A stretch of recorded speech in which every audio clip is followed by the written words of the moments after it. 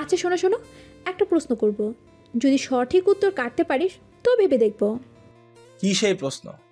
ধর কাউকে আগুনে পোড়ানো হলো, সে আগুনটা যদি শরীরের উপরভাগে লাগে তাহলে বেশি কষ্ট, নাকি যদি আগুনটা ভিতরে লাগে তাহলে বেশি কষ্ট? নিশাত মাথা চুলকাচ্ছে, নাদিমও ভাবছে, কিন্তু ফায়ান বাঁকা হাসিতে মেতে উঠেছে। হয়তো সে বুঝতে পারছে আরিমার দ্বিতীয় পদক্ষেপ কি। শোন, শরীরের উপরিভাগে যদি আগুন ধরে তাহলে তো সেটা নিভানো যায়, কিন্তু ভিতরেরটা কিভাবে নিভানো যাবে? লাইক থাম তুই, নাদিম ভাইয়া একটু এদিকে আসবেন। হ্যাঁ ভাবি, অবশ্যই বলুন, কি করতে হবে? আপনি ওর মুখ থেকে কাপড় বের করে সুন্দর করে মুখটা ধরবেন, বাচ্চাদের মেডিসিন খাওয়ানোর সময় যেভাবে ধরে।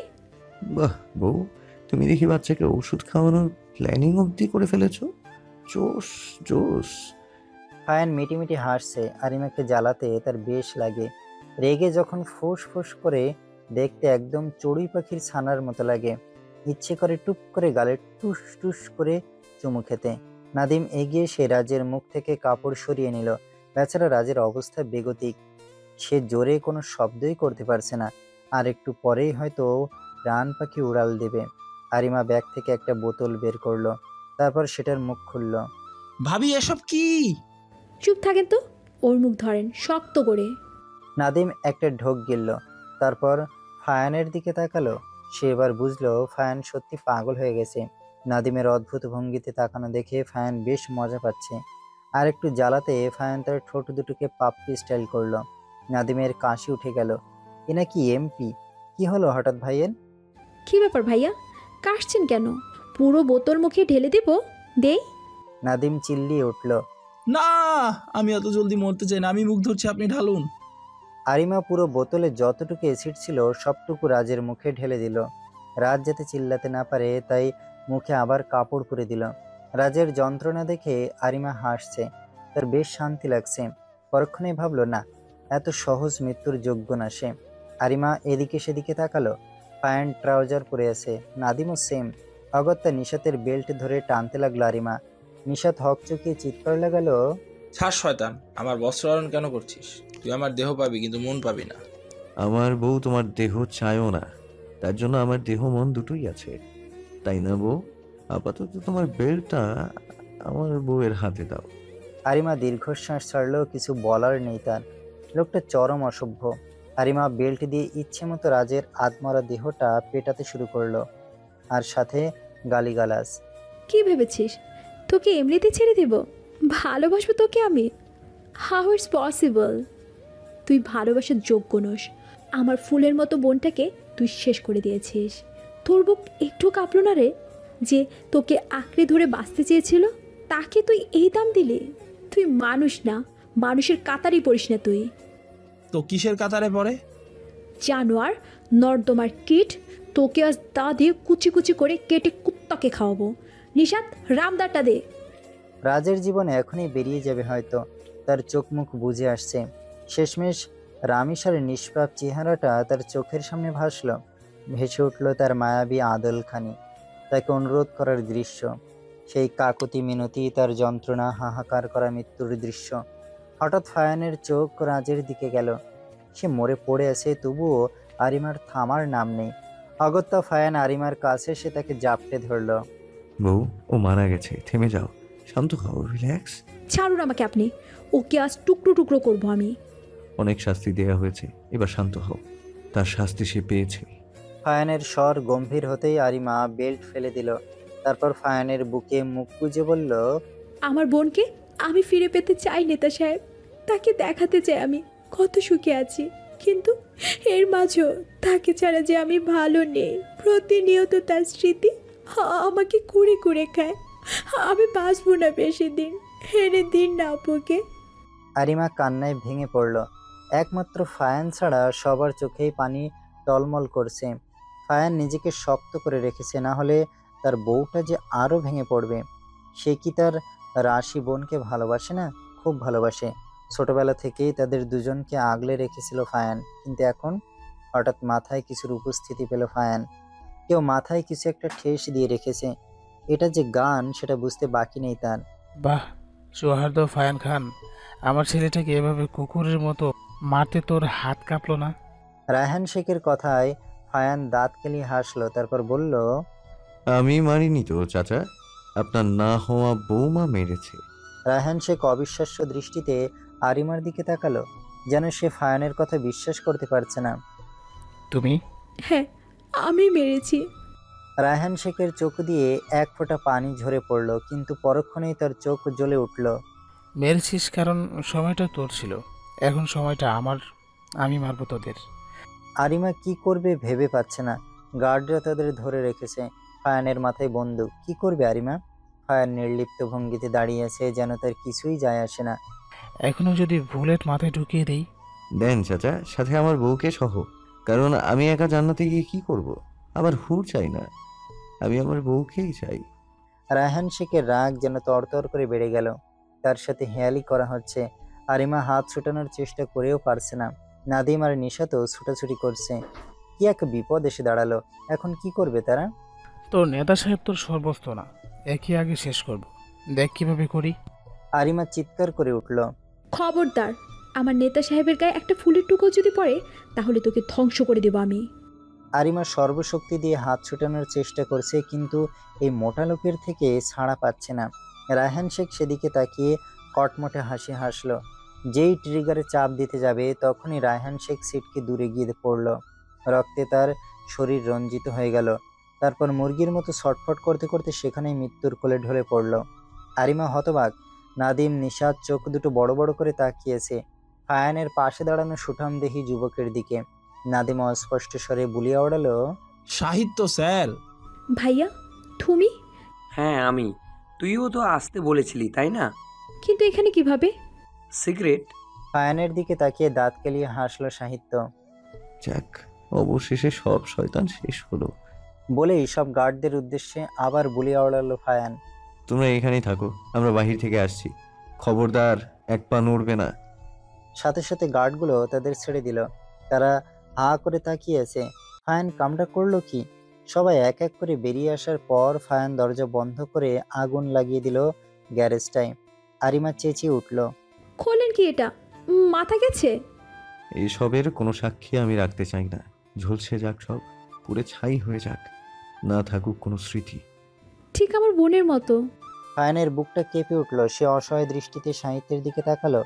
সাহিত্য ফুস করে শ্বাস ছাড়ল আর চোখ দ্বারা আশ্বাস দিল। আরিমা অন্যমনস্ক হয়ে আছে দেখে ফায়ান তাকে কোলে তুলে নিল। সাথে সাথে আরিমা সম্বিত ফিরে পেল। নির্লজ্জ বেহায়া মার্কা পুরুষ। ছি, ছোট ভাইয়ের সামনে এইভাবে কোলে নিতে লজ্জা লাগে না? লজ্জা তো নারীদের থাকে বলে জানতাম আমি। দেখো বউ, এখন বেশি কথা বললে চুম্মিয়ে কথা বলার স্বাদ মেটাবো। সো নো মোর ওয়ার্ডস। সাহিত্য ফ্যালফ্যাল করে ফায়ানের দিকে তাকিয়ে আছে। তারপর নাদিমের দিকে তাকালো সে। ভীষণ ঝটকা খেয়েছে সাহিত্য ফায়ানকে দেখে। এত পরিবর্তন! নাদিম ফায়ানের দৃষ্টি দেখে দাঁত কেলালো, তারপর হঠাৎ দীর্ঘশ্বাস ফেলল। আপনি এসেছেন মাত্র, আরও দেখবেন। আমার যে অভ্যাস হয়ে গেছে স্যার। নাদিবের হতাশ ভঙ্গিতে কথা বলা দেখে সাহিত্য ফিক করে হেসে দিল। নিশা তো তার সাথে তাল মিলালো। নাদিম সেদিকে তাকে দায়সারাভাবে বলল, হাসেন। হাসা শরীরের পক্ষে ভালো, কিন্তু বেশি হাসা মৃত্যুর কারণ। বলেই নাদিম সেখান থেকে চলে গেল। মনে মনে ভীষণ হাসছে নাদিম। যাক, ফায়ানকে না পারুক, ওনার ভাইকে তো সাইপাস বলে জব্দ করা গেছে। এদিকে নাদিমের কথা শুনে দুজনেরই কাশি উঠে গেছে। এই মুহূর্তেই কি বলে গেল নাদিম? তাড়াতাড়ি নিশাতার সাহিত্য দৌড়ে সেই স্থান ত্যাগ করলো। না জানি আবার কোথা থেকে কে হামলা করে বসে।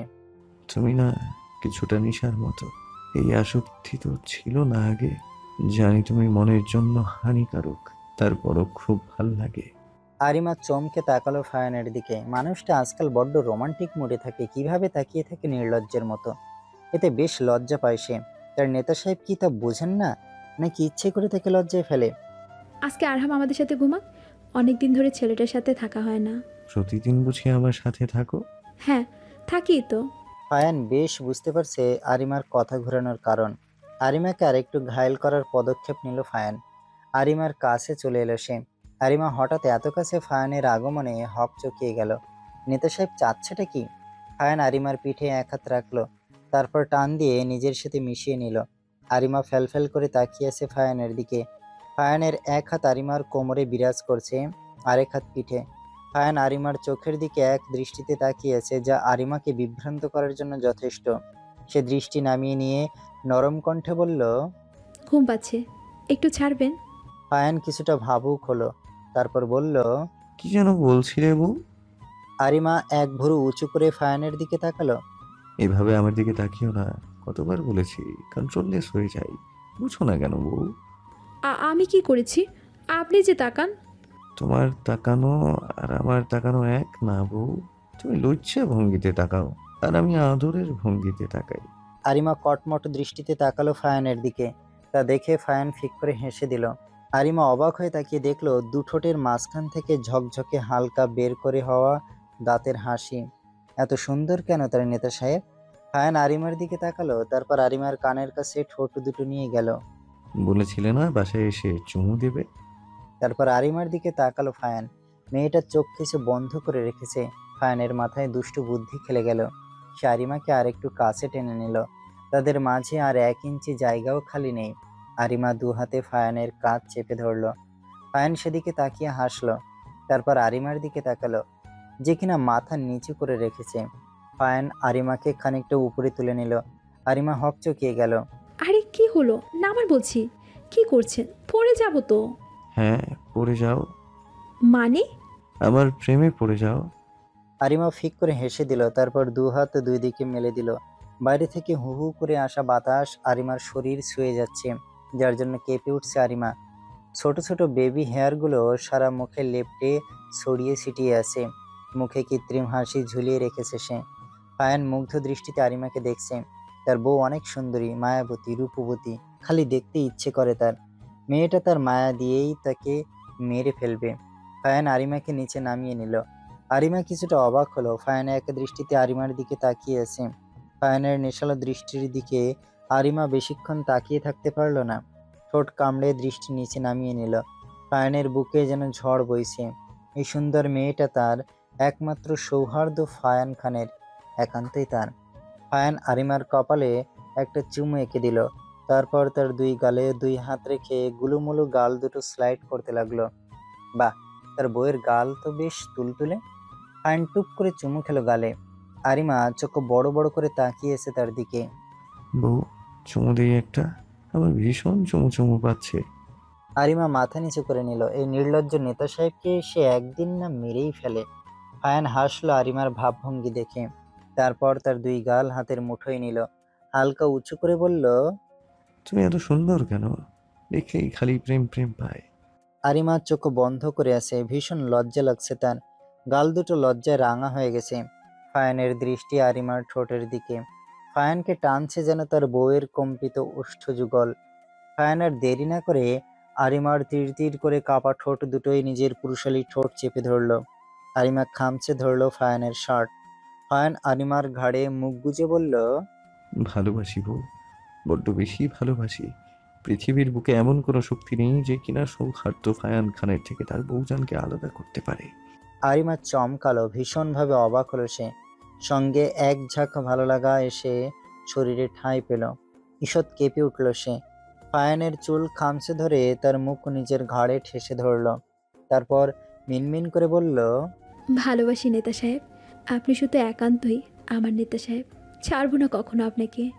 ফায়ান আরিমাকে নিজের প্রশস্ত বুকের সাথে মিশিয়ে নিল। মেয়েটাকে সে হারাতে পারবে না। 1 সেকেন্ড দূরে থাকলেই দম বন্ধ লাগে। আশ্চর্য, জাদু করলো নাকি? ভাবতেই ঠোঁট কামড়ে হাসলো ফায়ান। সকাল সকাল সোনালি কেঁদে ভাসাচ্ছে খানভিলা। তার কারণ একমাত্র তার ছোট ছেলে। কিন্তু যার জন্য সে মেঝেতে বসে কেঁদে বান ভাসাচ্ছে, উনি সোফায় আরাম করে আরহামকে কোলে নিয়ে টিভি দেখছে। শেষে বাধ্য হয়ে সোনালি উঠে এলেন ছেলের কাছে। তোকে যে আমি প্রশ্ন করছি উত্তর কেন দিলি না? কি প্রশ্ন করছিলে? টিভির দিকে দৃষ্টি রেখে কথাটা বলল সাহিত্য। এত বছর তোর খোঁজ ছিল না কেন? আবার হঠাৎ করে ফিরে এলি, এর কারণ কি? তোর সমস্যাটা কি বাপ? আমাকে একটু খোলসা করে বল। উফ মা, তুমি ভালো করেই জানো আমি কেন দেশ ছেড়েছিলাম। আর হঠাৎ এসেছি দেখে খুশি হওনি? চলে যাব, আমার কোনো সমস্যা নেই। হয়েছে, পেয়েছো উত্তর? এখন সরো সামনের থেকে, জাস্ট লিভ। মায়ের সাথে এরকম ব্যবহার কেউ করে? ফায়ানের গম্ভীর কণ্ঠ শুনে সাহিত্য খানিক নড়ে চড়ে বসলো। তারপর মিনমিন করে বলল, উফ ভাইয়া, তুমি অন্তত এখন সাফাই গাইতে এসো না। যে বাসার কর্মী একজন নারী, সেই বাসায় সুখই বা কিভাবে টিকবে? তাই তো আমি টিকি না, কারণ আমার সুখ ওনার কোসমিন কালেও সহ্য হয় না। সাহিত্য। সাহিত্য সোফা ছেড়ে উঠে দাঁড়ালো। তারপর আরহামকে কোলে নিয়ে সদর দরজা দিয়ে বেরিয়ে গেল। সোনালি মুখে আঁচল চেপে কান্না আটকানোর প্রয়াস চালাচ্ছে। ফায়ান দীর্ঘশ্বাস ফেলে তার মায়ের দিকে তাকালো।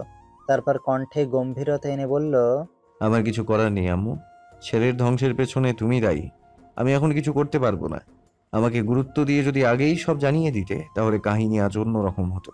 বলেই ফায়ান গটগট শব্দ তুলে বেরিয়ে গেল। তখনই আরিমা এগিয়ে এলো সোনালির দিকে। চিন্তা করো না আম্মু, আমি আছি তো, সব ঠিক করে দেব। সোনালি চমকে আরিমার দিকে তাকালো। তারপর তাকে জড়িয়ে ধরে হু হু করে কেঁদে উঠল। খুব বড় ভুল করে ফেলেছেন যে তিনি। এই ভুলের শাস্তি কি? আদৌ তার ছেলে তার বুকে ফিরবে? বুকটা যে তার ছিঁড়ে যাচ্ছে। ছেলেটাকে যে সে নিজ হাতে শেষ করে দিয়েছে, শেষ করেছে তার স্বপ্ন। ফায়ান অফিসে বসে কিছু ভাবছে আর মিটিমিটি হাসছে। নাদিম আর রিফাত দাঁড়িয়ে আছে ফায়ানের সামনে। রিফাত একটু পর পর ফায়ানের দিকে তাকাচ্ছে, কিন্তু হাসির কারণ বুঝতে পারছে না। সে নাদিমকে বেশ কয়েকবার খোঁচা দিয়েছে, কিন্তু কোনো লাভ হয়নি, তাই বাধ্য হয়ে নখ কামড়াচ্ছে। নাদিম, জি ভাই। চলো তোমার বিয়ের প্রস্তাব নিয়ে খান ভিলাই যাই। সাবধান, সৌহার্দ্য ফায়ান খান কিন্তু ভীষণ রাগী। তার থেকে দূরত্ব বজায় রেখে চলবে, মনে থাকবে। নাদিম ফ্যাল করে ফায়ানের দিকে তাকিয়েছে। নিশাত এসেছিল ফায়ানের সাথে দেখা করতে, কিন্তু এসেই ফায়ানের কথা শুনে ফিক করে হেসে দিল। হাসতে হাসতে সে যেন মাটিতে গড়াগড়ি খাবে। আরে ভীতু গোয়েন্দা যে, চলুন সবাই একসাথে যাই। এবার নাদিম হো হো করে হাসতে লাগলো। বেচারা নিশাত কাচুমাচু হয়ে দাঁড়িয়ে আছে, কিন্তু সবকিছু রিফাতের মাথার উপর দিয়ে যাচ্ছে। কলিং বেলের আওয়াজ পেয়ে কাজের মেয়েটা এসে দরজা খুলে দিল। তারপর কিছুক্ষণ হাঁ করে দরজার দিকে তাকিয়ে থেকে জোরে একটা চিৎকার দিল। আম্মা গো, আপনার সাওয়াল পাগলা হয়ে গেছে, পাগলা ভূতটাই ঘাড়ে চেপেছে। সাথে সাথে বাড়ির সবাই এসে জমা হয়ে গেল। আরিমা হাঁ করে ফায়ানের দিকে তাকিয়েছে। সোনালি আর মোহনা ড্যাব ড্যাব করে ছেলের দিকে এক দৃষ্টিতে দেখছে। সাহিত্য আর ফারহা মুখ টিপে হাসছে। কিছুক্ষণ পরেই সমস্বরে হাসতে লাগলো, সাথে দিশা, জিশান আর আরিমা। ফায়ান চোখ থেকে সানগ্লাসটা খুলে বাম পাশে পানের পিক ফেললো। তারপর আবার চশমাটা পরে নিল। কি ব্যাপার? শুনেছিলাম সৌহার্দ্য ফায়ান খানের বাড়ির লোকেরা যথেষ্ট ভদ্র, কিন্তু অতিথিদের এভাবে বাইরে দাঁড় করিয়ে রাখা কেমন ভদ্রতা? বাবা তো আরে মহিলা, কে আপনার বাপ? আমি কারো বাপ নই। সবে বিয়ে করেছি, বউয়ের সাথে বাসরটাও হলো না, সেখানে এক আন্টি মার্কা মহিলা আমার বাচ্চা। বলেই আরিমাকে চোখ মারলো একটা। আরিমা রেগে বোম হয়ে আছে। বাকিদের হাসি থামছেই না। তখনই বন্ধু মহলের সবাই উপস্থিত হলো। ফায়ানের দিকে এক পলক তাকালো তারা। সাদা শার্টের উপরের দুটো বোতাম খোলা, সাদা একটা লুঙ্গি যার নিচের অংশটুকু হাত দিয়ে ধরে রেখেছে ফায়ান। চোখে কালো চশমা, মুখে পান, পায়ে বুট পরে আছে। পুরাই যেন আত পাগলা মাফিয়া লোক। আপনারা কি হাসবেনই? আমরা একটা প্রস্তাব নিয়ে এসেছি। নাদিম এক পলক ফারহার দিকে তাকিয়ে চোখ ফিরিয়ে নিল। মেয়েটা তার দিকেই তাকিয়েছে। আচ্ছা, সে কি রাজি হবে নাকি বিয়েটা ভেঙে দেবে? নাদিমের বুক ধুকপুক করছে অজানা বিপদের আশঙ্কায়। তা বসেন আপনারা। এই যা তো, মেহমানদের জন্য চা করে আন। ভাবি, আপনি না হয় যান। আরিমাকে ঠেলে রান্নাঘরে পাঠিয়ে দিল সাহিত্য। তারপর ফায়ানদের সামনের সোফায় বসে পড়ল। ফায়ান চোখ ঘুরিয়ে ঘুরিয়ে বাড়িটা দেখছে, এমন ভাব ধরেছে যেন সেই বাড়িতে প্রথম। আরিমা সবাইকে এক এক করে শরবত দিতে লাগলো। ফায়ান শরবত হাতে নিয়ে সোনালীকে আরিমার উদ্দেশ্যে বলল। মেয়ের বিয়ে দিয়েছেন আন্টি? আরিমা যেন শুকনো মাটিতে আছাড় খেলো। কি শুরু করেছে ফায়ান? সাহিত্য হাসতে হাসতে বলল। জি ভাই, উনি আমার বউ। আপনি আসল কথায় আসুন। ফায়ান কটমট দৃষ্টিতে তাকালো সাহিত্যের দিকে। বাকিরা হেসে কুটি কুটি। আরিমাও মুখ টিপে হাসছে। তা আপনার বড় ভাই নেই বাসায়? নতুন বিয়ে করেছেন আপনি, বাচ্চা নেবেন না? সাহিত্য সবে একটু শরবত খাওয়ার জন্য মুখে গ্লাসটা ধরেছে। শুরুত করে সব শরবত ফায়ানের শার্টে ফেলে দিল। ফায়ান চেঁচিয়ে উঠল। আরে ভাই, আমরা আপনাদের অতিথি, একটু তো ভদ্রতা বজায় রাখুন। একটা প্রস্তাব নিয়ে এসেছি। সাহিত্য কাশতে কাশতে ফায়ানকে উদ্দেশ্য করে বলল। কিসের প্রস্তাব? আপনাদের বাড়ির ছোট মেয়ের সাথে এমপি সাহেবের বিয়ের ব্যাপারে। আরিমা মুসকে মুসকে হাসতে লাগলো। মোহনা আর সোনালি থম মেরে দাঁড়িয়ে আছে। সবার এক অবস্থা। আফরিদ চেঁচিয়ে উঠল, কি এসব হচ্ছেটা কি? ফারহা দৌড়ে নিজের রুমে চলে গেল। এক মুহূর্ত দেরি করলো না সে। আরিমাও পিছু পিছু ছুট লাগালো। না জানি কি করে বসে মেয়েটা। নাদিমের মুখ চুপসে আছে। ফায়ান সবই দেখে নিল, তারপর বলল, আপনারা বললে বিয়ের ব্যাপারটা এগোতে পারি। আমার ছেলেটা বাড়ি ফিরুক, তারপর আমরা মতামত জানাবো। জি, আজ তাহলে উঠি আন্টি। এই সব বাজার সদাই ভেতরে দিয়ে যা। সবাই উঠে চলে গেল। আর হুড়মুড়িয়ে কয়েকজন ভেতরে ঢুকে বাজার সদাই রেখে চলে গেল। সাহিত্য এখনো হাঁ করে ফায়ানের যাওয়ার পথে তাকিয়ে আছে। আরিমা দৌড়ে ফারহার পিছু পিছু তার রুমে ঢুকে গেল। ফারহার দিকে তাকিয়ে সে চমকালো, ভড়কে গেল। এই কি অবস্থা এই মেয়ের! সারা বাড়িতে হুলস্থুল কাণ্ড। আজ যে সৌহার্দ্য ফায়ান খানের একমাত্র বোনের বিয়ে, তার লোকজনকে জানাতে হবে না? শুধুমাত্র আকদ না করিয়ে রেখে একেবারেই তুলে দেবে ফারহাকে। বড় বড় নেতারা নিমন্ত্রিত, কনস্টেবল থেকে শুরু ডিআইজি সবাই উপস্থিত। হাতে গোনা কয়েকজন স্বনামধন্য রিপোর্টাররাও আছে। এদেরকে ফায়ান নিজে গিয়ে ইনভাইট করে এসেছে। সবাই যে যার মতো রেডি হয়ে গেছে। কাল রাতের মধ্যে অনেক লোক লাগিয়ে বাড়িটা জাঁকজমকভাবে সাজানো হয়েছে। ফায়ানের বোনের বিয়ে বলে কথা। আরে রে, আমার মেকআপটাই করার হয়নি। এই ফারহা, আমাকে মেকআপটা করে দে না। এই তুই কি পাগলা? যার বিয়ে সে না সেজে তোকে সাজাবে? এত সেজে কি হবে? বিয়ে কি তোর?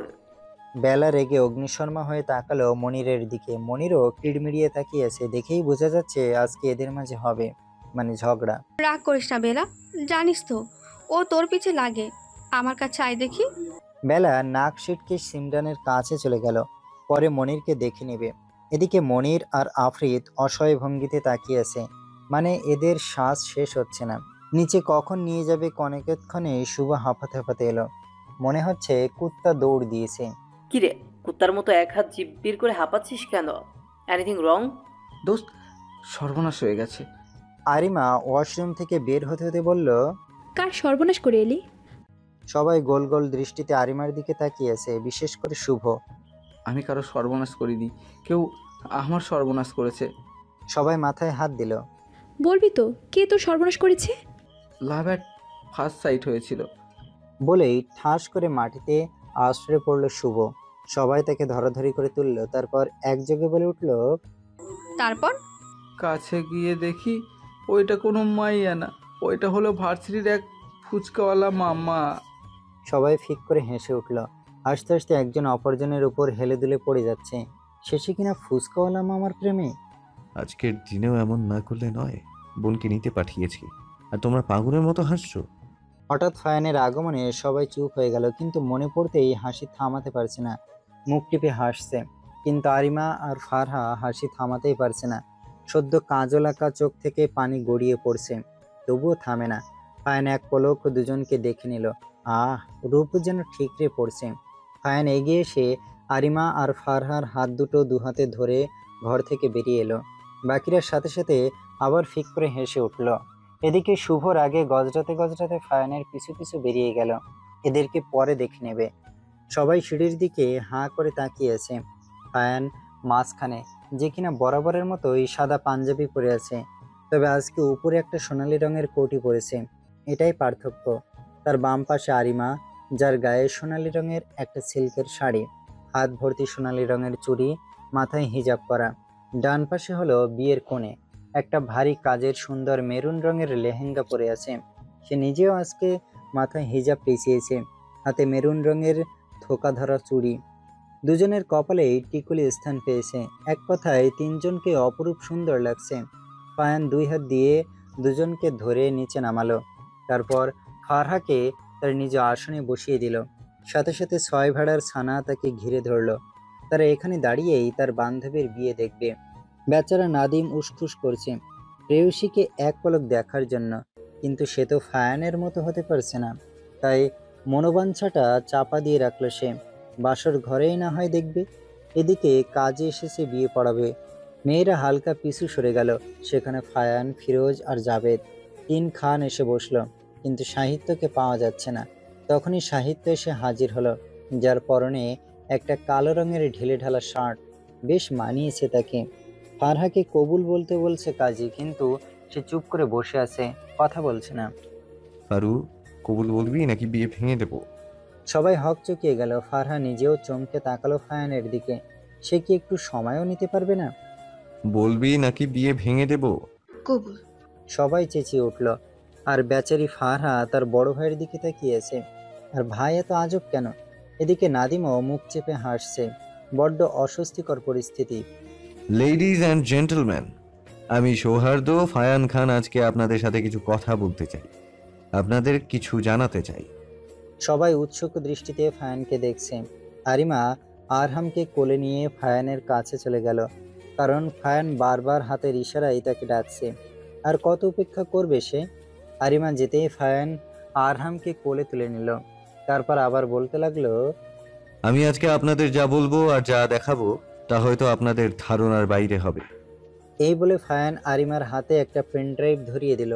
আরিমা গিয়ে সেটা টিভিতে সেট করে দিল। খান ভিলার ড্রয়িং রুমের টিভিটা বেশ বড় বলা চলে, তাই যে কেউই নির্ভেজাল দৃশ্য দেখতে পারবে। আরিমা রিমোট এনে ফায়ানের হাতে ধরিয়ে দিল। ফায়ান ভিডিও অন করেই একপাশে সরে এলো, যাতে করে সবাই দেখতে পারে, কোনো অসুবিধা না হয়। আরিমা নিচের দিকে তাকিয়ে নখ দিয়ে টাইলস করছে। সে আর এসব দেখতে পারবে না। বুকের ভেতর হু হু করে, সহ্য হয় না তার। রামিসার ব্যাপারটা মাথা চাড়া দিয়ে ওঠে। কমিশনার যেন লাভ দিয়ে উঠল। তার বিশ্বস্ত অফিসারকে কিনা রায়হান শেখ মেরেছে, কিন্তু তাকে ধরবে কিভাবে? সে তো পলাতক। এটা কোনোভাবেই মানা যায় না। তারপর আরেকটা ভিডিও অন হলো, যেটাতে রামিসার দৃশ্য। বাড়ির সকলের চোখ পানিতে টইটুম্ব। 6 ভেড়ার ছানারা থেমে থেমে কাঁদছে, শব্দহীন কান্না। এই ভরা মজলিসে এমন কেউ নেই যার চোখে রামিসার জন্য পানি নেই। আর সাহিত্য, সে তো এক কোণে গিয়ে বারবার দেয়ালে হাত দিয়ে বাড়ি দিচ্ছে, তার কলিজা মোচড় দিচ্ছে। তার ভালোবাসার মানুষ কিনা এইভাবে মারা গেছে। ছি, সে কেমন প্রেমিক পুরুষ! আরিমার কানে সে বাক্যটা আবার এসে বাড়ি খেলো, এমনকি বেশ কয়েকবার। আমার বোকা ফুল, ভালোবাসি বোন। এবার আরিমা আর কন্ট্রোল করতে পারলো না, ঝরঝর করে চোখের পানি ছেড়ে দিল। ভেতরে তার পুড়ছে। সে আর দমিয়ে রাখতে পারলো না নিজেকে, সেখানেই বসে পড়ল। চিল্লিয়ে কাঁদছে মেয়েটা। লোকে কি বলবে সেটা তার দেখার বিষয় না। তার কষ্ট হচ্ছে, দম বন্ধ লাগছে, এটাই বড় বিষয়। আর 1 সেকেন্ড সে চুপ হয়ে থাকলে দম বন্ধ হয়ে মারা পড়বে। ফায়ান আরহামকে সোনালির কোলে দিয়ে এখান থেকে যেতে বলল। বেচারা আরহাম তার মাম্মামের কান্না দেখে অস্থির হয়ে উঠেছে। তাকে ভুলিয়ে ভালিয়ে মোহনা আর সোনালি সেখান থেকে খানিক দূরে গিয়ে দাঁড়ালো। প্লিজ নিজেকে সামলাও বউ, এভাবে ভেঙে পড়তে নেই। আরিমা কেঁদেই যাচ্ছে, থামার নাম গন্ধ নেই। লোকে বুঝছে না কেন কাঁদছে সৌহার্দ্য ফায়ান খানের ওয়াইফ, কিন্তু মেয়েটার কান্না তাদের ভেতরে দাগ কাটছে। শেষে ফায়ান আরিমার কাঁধ ধরে ঝাঁকি দিল, যাতে সে সম্বিত ফিরে পায়, কিন্তু আরিমা তাতে চেঁচিয়ে উঠল। আমার বোনটা কী দোষ করেছিল বলতে পারেন নেতা সাহেব? কী করেছিল সে? শুধু একটু ভালোবাসা, ভালো থাকা কামনা করেছিল। আমার বোনটা বড্ড অবুঝ ছিল নেতা সাহেব। সে শুধু আমার ভালোটাই বুঝে এসেছে সব সময়। ফিরিয়ে দিন না আমার বোনকে, এনে দিন না নেতা সাহেব। সে একটু ভালোভাবে বাঁচুক, আমার বোনটা একটু ভালোভাবে বাঁচুক নেতা সাহেব। সবাই বুঝে নিয়েছে আরিমা আর রামিসা দুজনেই আবিদ আর আশালতার সন্তান। সবার বুক চিরে দীর্ঘশ্বাস বেরিয়ে এলো। আহারে, বেচারি বোনটা অকালে মারা পড়ল। জিশান আর দিশা দিয়াসকে কোলে নিয়ে চোখ থেকে পানি বিসর্জন দিচ্ছে। ফারহা হেজকি তুলে কাঁদছে। নাদিম অসহায় দৃষ্টিতে সেদিকে তাকিয়ে আছে। নিশাতেরও অবস্থা নাজেহাল। ভেড়ার ছানাদের তো কথাই নেই। ফায়ান আর না পেরে আরিমাকে ধমক দিল। একটু যদি থামতে তাহলে কিছু বলতে পারতাম। আরিমা অশ্রুসিক্ত পল্লবে ফায়ানের দিকে তাকালো। ফায়ান চোখ বন্ধ করে বড় বড় শ্বাস ফেলার মাধ্যমে নিজেকে নিয়ন্ত্রণ করছে। সে এভাবে তার বউকে দেখতে পারছে না। তার বউ থাকবে হাসি খুশি, দেখলেই যেন চুমু দিতে ইচ্ছে করে। আর এ কিভাবে অবলা নারীর মতো কাঁদছে, মনে হচ্ছে জামাই মরেছে। তো আমি আরো কিছু বলতে চাই আপনাদের। আজ থেকে কয়েক বছর আগে বোনকে নিয়ে সিলেট ঘুরতে গিয়েছিলাম, কারণ বোন জেদ ধরেছিল সে সিলেট ঘুরে আসবে। আমিও না করতে পারিনি। সেদিন সন্ধ্যায় আমি বোনকে নিয়ে একটা ক্যাফেতে বসেছিলাম। ফ্ল্যাশব্যাক। সন্ধ্যা গড়িয়ে গেছে। ফারহার এখানে বসে থাকতে বেশি বিরক্ত লাগছে, কারণ সে এক জায়গায় বসে থাকার মেয়ে না, বেশ চঞ্চল প্রকৃতির মেয়ে ফারহা। সে তার ভাইকে ডেকে উঠল। ভাইয়া চলো বের হই এখান থেকে, ভালো লাগছে না।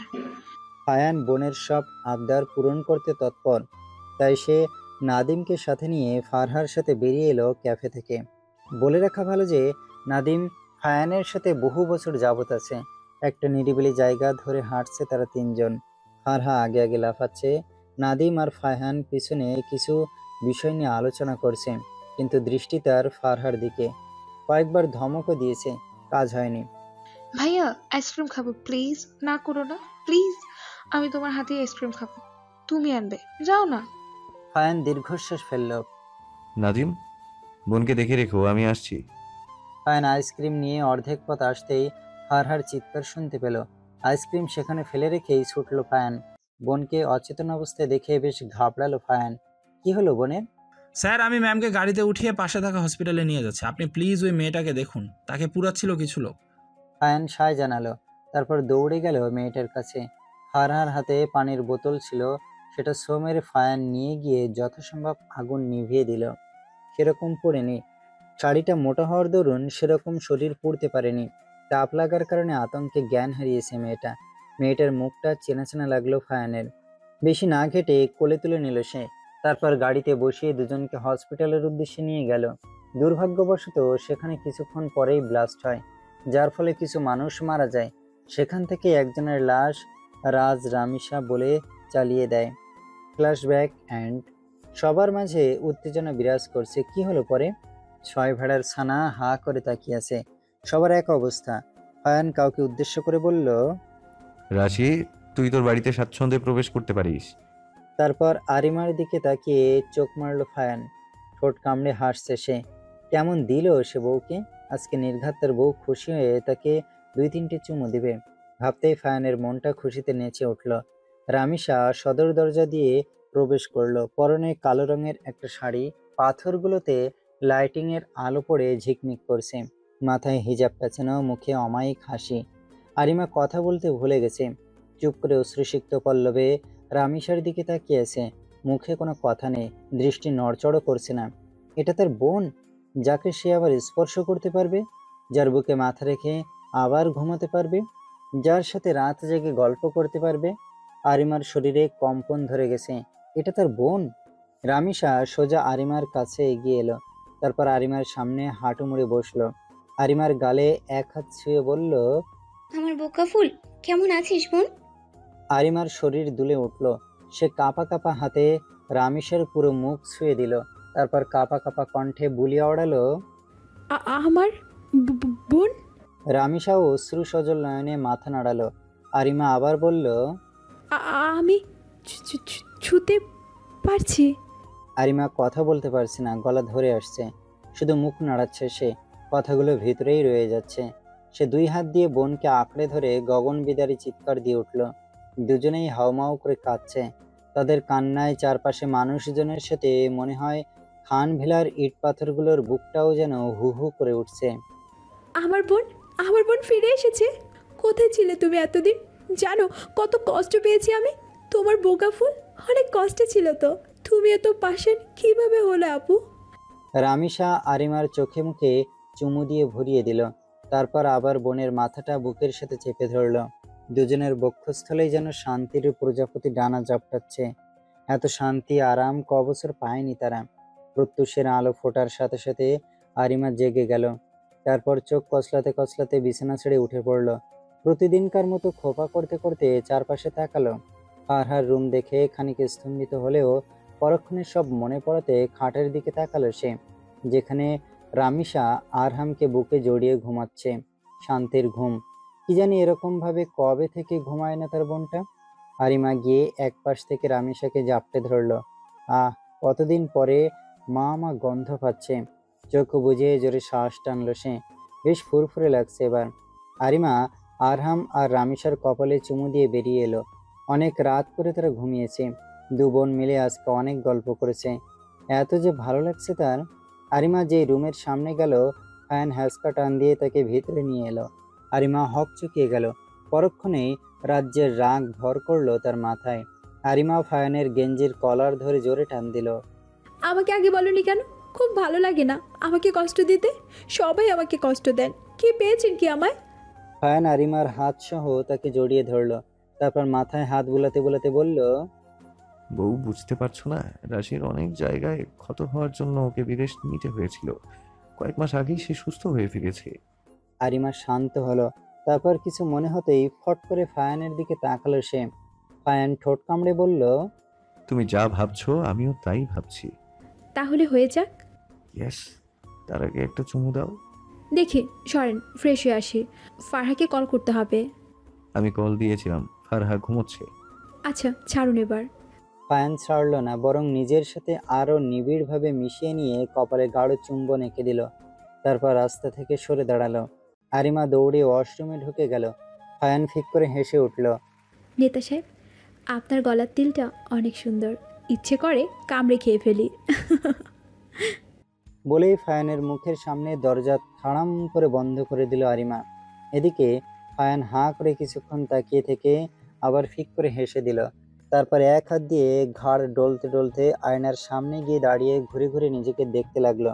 না, সৌহার্দ্য ফায়ান খান দেখতে মাশাল্লাহ বলেই হেসে দিল ফায়ান। পরক্ষণেই মুখমণ্ডল গম্ভীর করে বেরিয়ে এলো রুম থেকে। আরিমা আবার দরজা বন্ধ করে হেসে দিল। এতক্ষণ দরজা ফাঁক করে ফায়ানের কর্মকাণ্ডগুলো দেখছিল সে। আমার নেতা সাহেব বড্ড পাগল। নাদিম সোফায় বসে ফারহার দিকে এক ধ্যানে তাকিয়েছে। সে খুঁটিয়ে খুঁটিয়ে ফারহাকে দেখছে। গোলগাল ফর্সা চেহারা, মায়াবী চোখ, হালকা টনটনে নাক, সব মিলিয়ে পারফেক্ট। ফারহা অবশ্য অনেকটা ফায়ানের মতোই দেখতে হয়েছে। দেখেই বোঝা যাবে দুই ভাই বোন, একদম কার্বন কপি। কিন্তু ফারহা কাল রাত থেকে যে ঘুমোচ্ছে, আর ওঠার নাম নেই। এসেই ঘুমিয়েছে মেয়েটা, আর কত ঘুমোবে। নাদিম গালে হাত দিয়ে ফারহার দিকে তাকিয়েছে। মেয়েটা থেকে বড্ড টানে। আমাকে দেখা শেষ হলে এদিকে আসুন, আমি ফ্রেশ হব, আমাকে টেনে তুলুন। ফারহা চোখ বন্ধ রাখা অবস্থায় কথাটা বলে উঠল। নাদিম হকচকিয়ে গেল। ফারহা দেখে ফেলেছে কি? ইস, লজ্জার বিষয়। উঠাবেন না আমাকে? নাদিম উঠে গিয়ে ফারহার হাত ধরল। ফারহা হ্যাস কাটানে নাদিমকে বিছানায় ফেলে দিয়ে তার উপরে শুয়ে পড়লো জাপটে ধরে। বেচারা নাদিম হাঁ হয়ে গেছে। অদ্ভুত ভালো লাগায় জাপটে ধরেছে তাকে, তার ভালোবাসার মানুষ তার বুকে। নাদিম মুচকি হেসে ফারহাকে দুই হাত দ্বারা আগলে নিল। এদিকে ফারহাও তার অগোচরে মুচকি হাসলো। তারপর আরেকটু নিবিড়ভাবে নাদিমকে জড়িয়ে ধরল। এই যেন এক সুখকর অনুভূতি। মাম্মা, এটা আন্টিটাকে চেনা চেনা লাগে আমার। আরহামের কথায় চমকালো রামিসা। তাকে চিনে মানে? কিভাবে চিনো বাবা? উনি আমার আন্টি না, আমার আম্মু। আম্মু? হ্যাঁ, আমাকে মাম্মাম ডাকবে আর ওনাকে আম্মু ডাকবে, ঠিক আছে? ঠিক আছে মাম্মা। আম্মু, আমাকে কোলে নাও। বলেই দুহাত বাড়িয়ে দিল আরহাম। রামিসার বুকটা ধক করে উঠল। কত বছর পর ছেলের মুখের ডাক শুনতে পেল সে। আরহামকে কোলে তুলে নিল রামিসা। তারপর চুমু দিতে দিতে বলল, এই তো বাবা, আম্মু কোলে নিয়েছে, আমার চাচ্ছ না। আরহাম চুপটি মেরে রামিসার গলা জড়িয়ে ধরে আছে, যেন কত আরাম পাচ্ছে ছেলেটা। আম্মু, তোমার শরীর থেকে সুন্দর ঘ্রাণ আসছে একটা। কি সুন্দর মা ঘ্রাণ। আরিমা মুস্কি হেসে বলল, এতদিন আমি মামা গ্র্যান্ড পেয়েছি, এবার তুমি সহ ভাগ নিতে এলে বাবাই। বলেই হেসে দিল আরিমা। রামিসাও হাসছে। দুজনের হাসি দেখে আরহামও খিলখিল করে হেসে দিল। তিনজন সমান তালে হেসে যাচ্ছে, যেন সুখী পরিবার একটা। নে, সই কর। ফায়ানের কথায় সাহিত্য অবাক হলো ভীষণ। কি হলো, কর সই। কিসের পেপার ভাইয়া এটা? তোর সব সম্পত্তি নিজের নামে করে নেব, তাই সই চাচ্ছি। ছাগল কোথাকার। সাহিত্য আর না ঘেটে সই করে দিল। সাথে সাথে ফায়ান টান দিয়ে পেপারটা নিয়ে নিল। তারপর সামান্য ঝেড়ে একটু পরখ করে নিল। সব ঠিক আছে। তারপর রামিসার কাছে গেল ফায়ান। খাওয়া দাওয়া শেষ করে বাড়ির সবাই লিভিং রুমে আড্ডা দিচ্ছিল। এর মাঝে ফায়ানের আগমনে ভড়কালো তারা। এ সময় ফায়ান বাসায় থাকে না তেমন।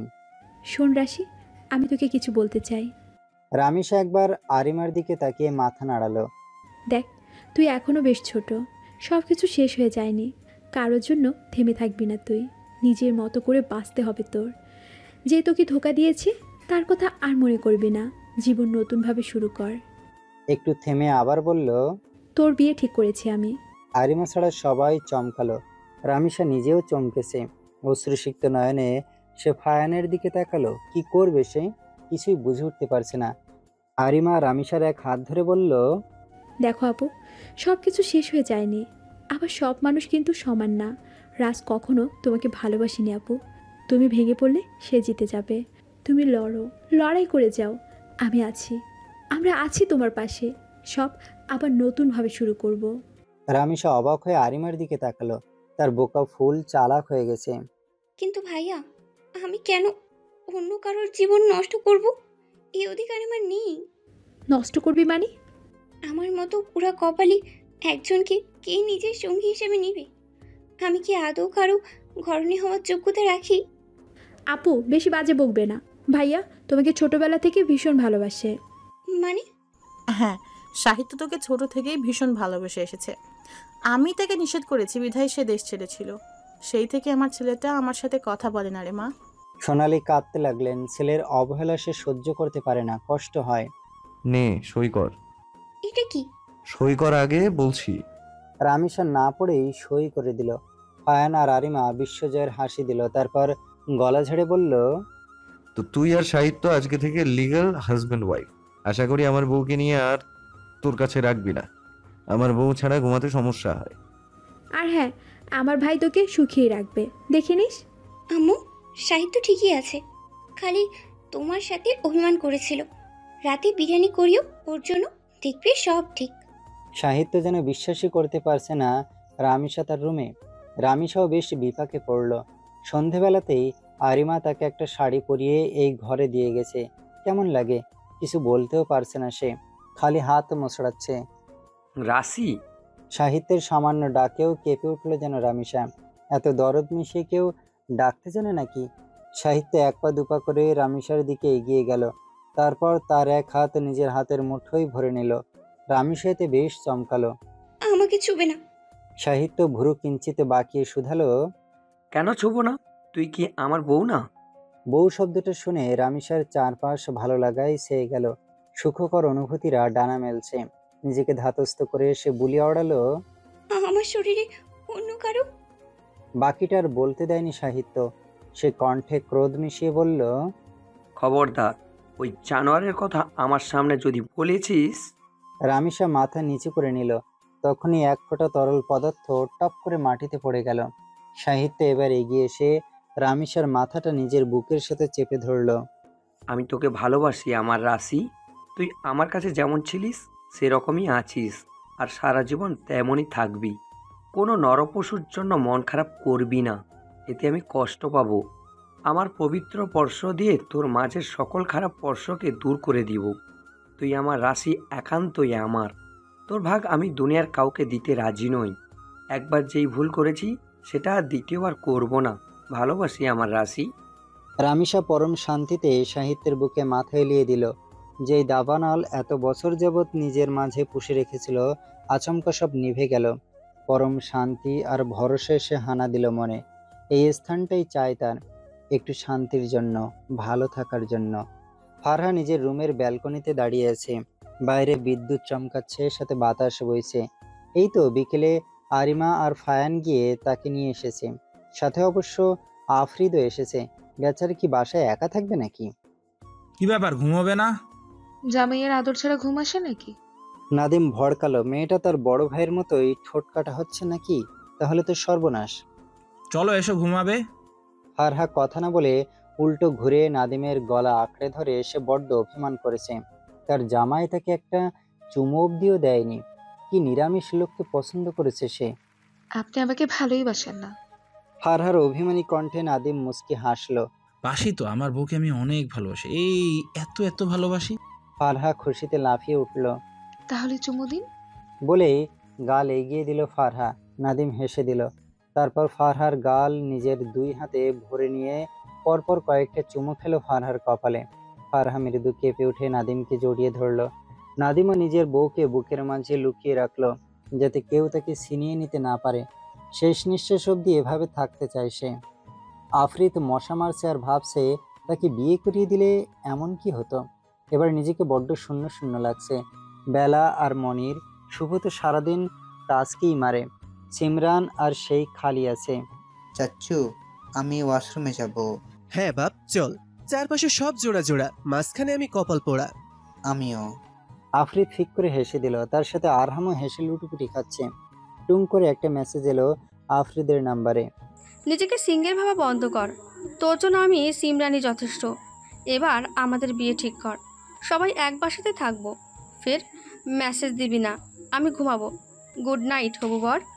আফরিদ ঠোঁট কামড়ে হাসলো। যাক, এতদিন ঘুরিয়ে শেষমেশ সিমরান রাজি হয়েছে। আরহামকে বিছানায় ছুড়ে মেরে দুজন দুজনকে জাপটে ধরে ঘুমের রাজ্যে পাড়ি জমালো। শান্তি আর শান্তি। বউ, একটু আদর দাও না। উফ, বেশি বিরক্ত করলে কিন্তু আমি আরহামের কাছে চলে যাব। ঘুমাতে দিন না। ফায়ান ঠোঁট ফুলিয়ে পাশ ফিরে গেল। সে আর বউয়ের কাছে ফিরবে না, নতুন বউয়ের ব্যবস্থা করতে হবে। এটা আদর করে না। পরক্ষণেই ফায়ান ভাবলো, না না, তার বউ যদি আবার অন্য কাউকে বিয়ে করে নেয়, না না, এটা সে মানতে পারবে না। তার আদর তাকেই আদায় করতে হবে। সে পুরুষ মানুষ। ফায়ান পাশ ফিরে তাকিয়ে দেখে আরিমা নেই। দ্রুত উঠে বসলো সে। তার বউ গেল কই? ছোট মুরগির বাচ্চার মতো বউটাকে কি শিয়ালে নিয়ে গেল? তখনই ওয়াশরুমের দরজা খট করে খোলার শব্দ হলো। ফায়ান হাঁ করে আরিমার দিকে তাকিয়ে আছে। আরিমা জর্জেটের কালো রঙের একটা শাড়ি গায়ে জড়িয়েছে, একদম মানিয়েছে তার গায়ে। ফায়ানের ঘোর লেগে যাচ্ছে, গভীর মায়ায় ডুব দিতে ইচ্ছে করছে। সে এক পা করে আরিমার দিকে এগিয়ে গেল। আরিমা সেখানেই দাঁড়িয়ে আছে, নড়াচড়া করছে না। ফায়ান গিয়ে আরিমার পিঠে হাত দিয়ে নিজের সাথে মিশিয়ে নিল তাকে। আরিমার চুলে নাক ডুবিয়ে ঘ্রাণ নিল ফায়ান। আরিমা দুহাতে ফায়ানের গলা আঁকড়ে ধরল। তারপর ফায়ানের গলায় থাকা লালচে তীরটাতে নিজের নরম ঠোঁট বসিয়ে দিল। ফায়ান আরিমার কোমর দুহাত দিয়ে চেপে ধরল। আরিমা সিটকে সরতে গিয়েও সরতে পারছে না। ফায়ান তাকে ছাড়ছে না। আগুন লাগিয়ে দিয়ে পালানো হচ্ছে। মিসেস খান, আজকে আপনার ছাড় নেই। ফায়ানের এক একটা কথা কেমন যেন শোনাচ্ছিল। আরিমার শত চেষ্টা করেও ছাড়াতে পারল না নিজেকে। তাই সে চোখ বন্ধ করে দাঁড়িয়ে রইল। ফায়ান মুচকি হেসে আরিমার কপালে একটা চুমু এঁকে দিল। তারপর ঘাড়ে নিজের মুখ ডুবিয়ে দিল। আরিমা ফায়ানের চুল আঁকড়ে ধরল। চোখ বন্ধ করে নিয়েছে মেয়েটা। থাক, আজ আর সে নেতা সাহেবকে বাধা দেবে না। ফায়ান আরিমার তীর তীর করে কম্পমান ঠোঁটের দিকে এগিয়ে গেল। দুজনের নিঃশ্বাস তাদের চোখে মুখে এসে বাড়ি খাচ্ছে। আরিমা কম্পিত স্বরে বলে উঠল, ভালোবাসি আমার নেতা সাহেব। আপনি শুধু একান্তই আমার নেতা সাহেব, আর কারো না। আমার নেতা সাহেব। ফায়ান মুচকি হেসে বলল, ভালোবাসি বউ, খুব বেশি ভালোবাসি। বলেই আরিমার ঠোঁটে নিজের পুরুষালী ঠোঁট চেপে ধরল ফায়ান। হয়ে যাক আজ নতুন অধ্যায়ের সূচনা। ভালোবাসায় পরিপূর্ণ হোক দুটি মন। বেস্ট অফ লাক ফায়ান, আমার পক্ষ থেকে।